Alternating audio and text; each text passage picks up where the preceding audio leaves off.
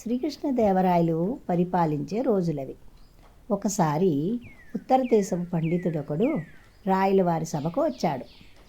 పరాయి దేశపు పండితుడిని రాయలు అతడిని నిండు సభలో గౌరవించారు.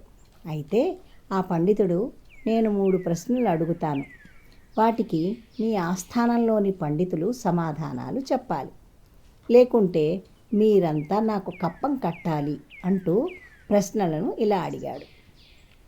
ఆకాశానికి భూమికి మధ్య గల దూరం ఎంత? రెండవ ప్రశ్న, ఆకాశంలోని నక్షత్రాలు ఎన్ని? మూడవ ప్రశ్న, ప్రపంచంలో ఆడవాళ్ళు మగవాళ్ళు ఎంతమంది? ఈ 3 ముళ్ళ వంటి ప్రశ్నలు, వీటికి సరి అయిన జవాబులు చెప్పాలి అని అన్నాడు.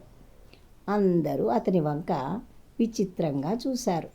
అప్పుడు వికటకవి అయిన తెనాలి రామలింగడు లేచి ఈ విధంగా బదులిచ్చాడు. మొదటి ప్రశ్నకు జవాబు ఇలా చెప్పాడు.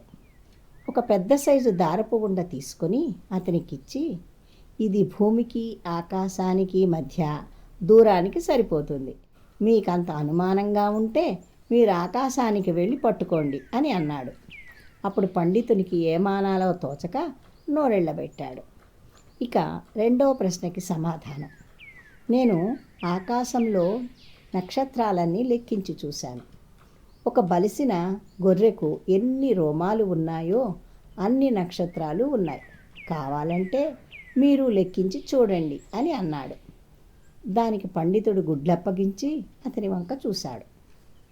ఇక మూడవ ప్రశ్నకి సమాధానం, ఇక చివరిది, ఈ ప్రపంచంలో ఆడ మగ వారి పట్టిక వేసివ్వడానికి నేను సిద్ధమే, కానీ నేను లెక్కించే సమయంలో కొత్తగా ఎవరూ పుట్టడము మరణించడము జరగరాదు, మీరు ఏర్పాటు చెయ్యండి అని అన్నాడు. దానికి ఆ పండితుడు ముక్కు మీద వేలేసుకున్నాడు. శ్రీకృష్ణదేవరాయలు రామలింగుని అభినందిస్తూ వెన్నుచరిచారు. సభలోని వారంతా చప్పట్లు చరిచారు. తానే తెలివైన వాడినని విర్రవీగి రాయల వారిని సభికులను అవమానపరిచినందుకు ఉత్తర దేశ పండితుడు చెంపలేసుకొని రాయల వారిని క్షమాపణలు కోరాడు. రాయలు ఒక ముత్యాల హారాన్ని రామలింగనికి బహుమానంగా ఇచ్చాడు. అయితే రామలింగడు ఆ హారాన్ని పండితునికి ఇచ్చాడు. పండితునికి గర్వం పనికిరాదు, గర్వం వల్ల పాండిత్యం అణగారిపోతుంది అని చెప్పి ఆయన్ని సాగనంపాడు.